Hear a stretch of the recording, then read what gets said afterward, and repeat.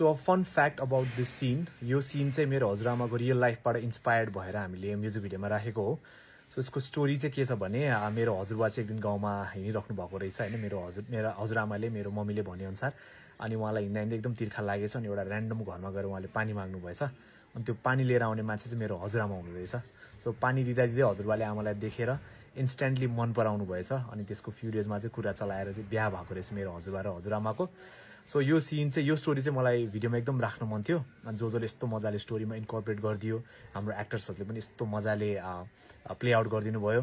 So this is the fun fact about this scene. अनि मलाई यो सिन चाहिँ यो भिडियोमा एकदमै, मेरो लागि चाहिँ this is the most important scene in this whole song.